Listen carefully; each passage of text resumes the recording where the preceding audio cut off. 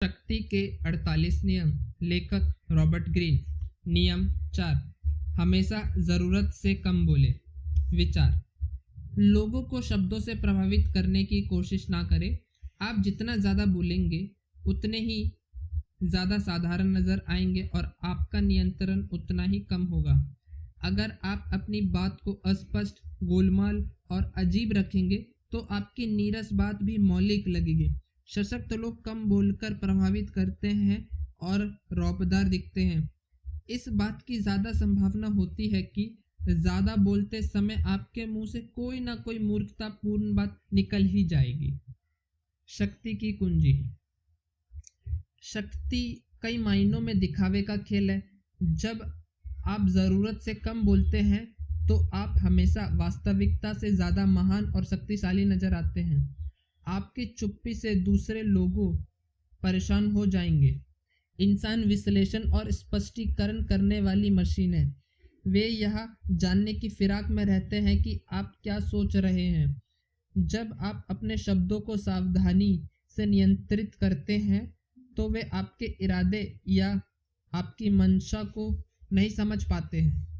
आपके संक्षिप्त जवाब या खामोशी से वे रक्षात्मक हो जाएंगे और बीच में कूद पड़ेंगे। आपकी खामोशी के खाली स्थान को भरने की हड़बड़ी में वे घबराकर कुछ भी बोलने लगेंगे, जिससे आपको उनके और उनकी कमजोरियों के बारे में बहुमूल्य जानकारी मिलेगी। आपसे मिलकर जाने के बाद उन्हें ऐसा लगेगा जैसे वे लुट गए हों। घर जाकर वे आपके हर शब्द पर गहराई से विचार करेंगे। आपकी संक्षिप्त टिप्पणियों पर जब लोग अतिरिक्त ध्यान देंगे तो इससे आपकी शक्ति तो बढ़नी ही है।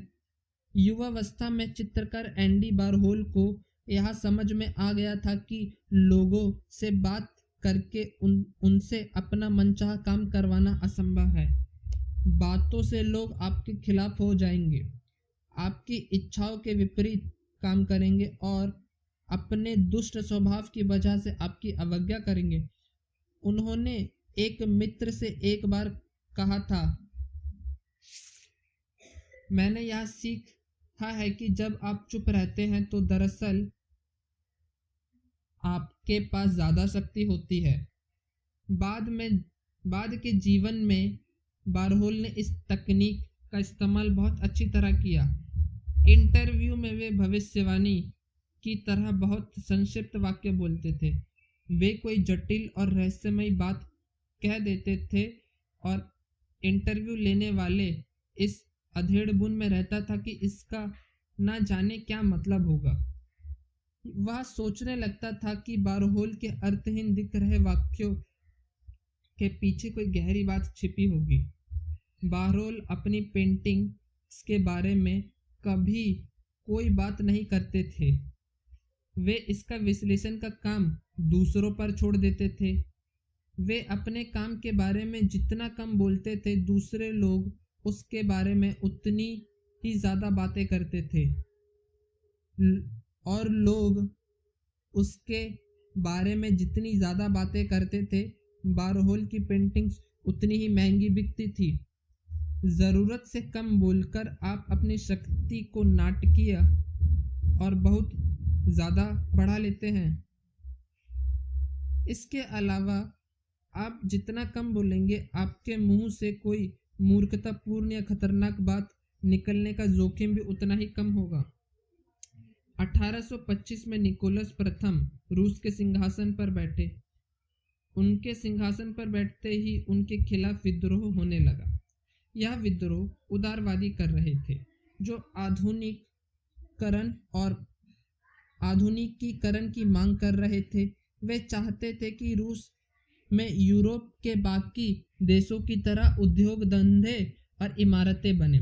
दिसंबर के विद्रोह के नाम से मशहूर इस विद्रोह का निर्ममता से दमन करते हुए निकोलस प्रथम ने विद्रोही नेता कोदरेंटी को मृत्युदंड देने का आदेश दिया।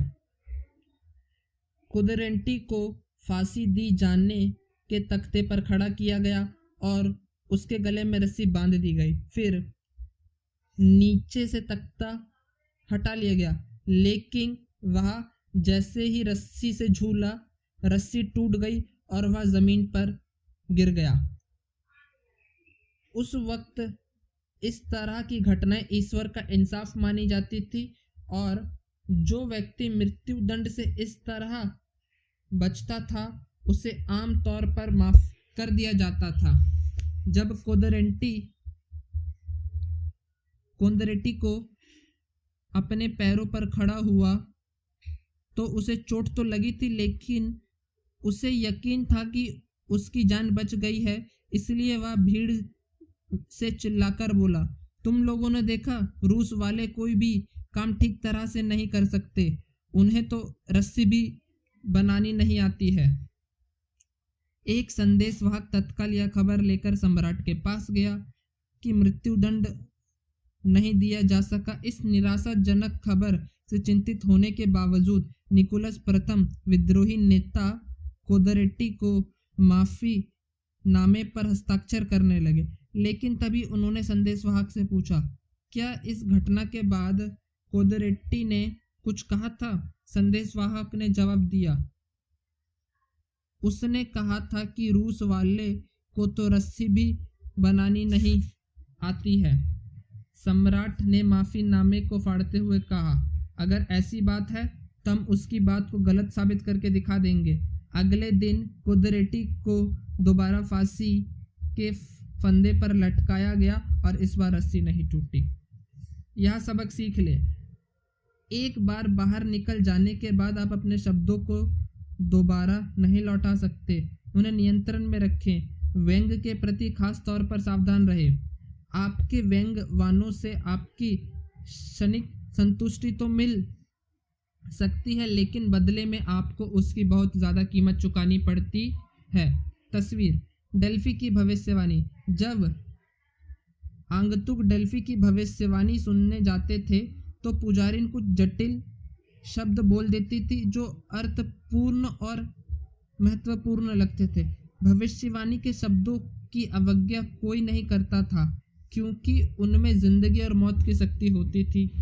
विशेषज्ञ की राय, अधिस्तनों के बोलने से पहले कभी अपने होठ ना हिलाए।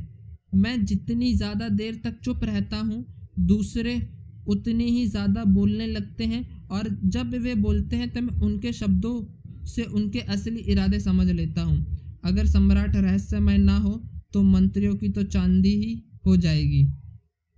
हान फाइस तू, चीनी दार्शनिक, 3री सदी ईसा पूर्व।